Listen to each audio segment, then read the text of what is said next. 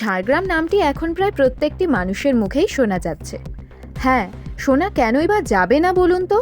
এমন নৃশংসভাবে একটি গর্ভবতী হাতিকে মারা হলো, এটি তো আলোচনার বিষয় হবেই। অদ্ভুতভাবে সব কিছুর পরিবর্তন হয়ে যাচ্ছে। এখন পশুদের মধ্যে মায়া মমতা চলে আসছে, আর মানুষরা হয়ে যাচ্ছে জন্তু জানোয়ারদের মতো হিংস্র। গত 15ই আগস্ট ঝাড়গ্রামের গ্রামীণ এলাকা ধরমপুর হয়ে একটি হাতির দল পথ ভুলে সেখানে ঢুকে পড়ে। কিন্তু তারপর কি হলো?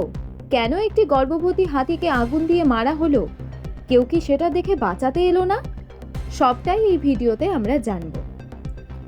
গত 15ই আগস্ট বৃহস্পতিবার একটি হাতির দল পথ ভুলে ঝাড়গ্রামে ঢুকে পড়ে। সেই দলের মধ্যেই ছিল একটি দাতাল হাতি ও একটি গর্ভবতী হাতি।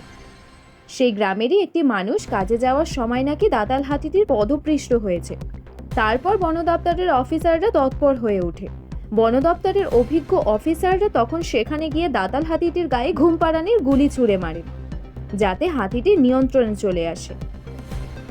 এই পর্যন্ত তো ঠিক ছিল, কিন্তু তারপর হঠাৎই সেখানে চলে আসে হুলা পার্টি। তখন সেখানে তারা বিশৃঙ্খলা শুরু করে। তারা আগুন জ্বালানো একটি বল্লভ গর্ভবতী হাতিটির গায়ে ছুঁড়ে মারে। হাতিটি 24 ঘন্টা ধরে দগ্ধে দগ্ধে মারা গেল। কেউ কি একবারও বাঁচাতে এলো না? সবচেয়ে খারাপ লাগার বিষয় তো এটা যে যেখানে এই ঘটনাটা ঘটেছিল তার পাশেই তো আমাদের রাজ্যের বনমন্ত্রী বীরবাহা হাসদারের বাড়ি। ওনার তো দায়িত্ব বনকে বা বনের পশুদের রক্ষা করা। তাহলে এত বড় ঘটনাটা যখন ঘটছিল, কোথায় ছিলেন উনি? একটি হাতিকে যখন মারা হচ্ছিল, কোথায় ছিলেন উনি? কি কিছুই খবর পাননি? এই তো কিছুদিন আগের ঘটনা আমরা শুনেছিলাম যে কেরালার ওই গর্ভবতী হাতিকে যখন আনারসের মধ্যে বম ঢুকিয়ে মেরে ফেলা হয়েছিল, তখন গোটা দেশ প্রতিবাদে ফেটে পড়েছিল।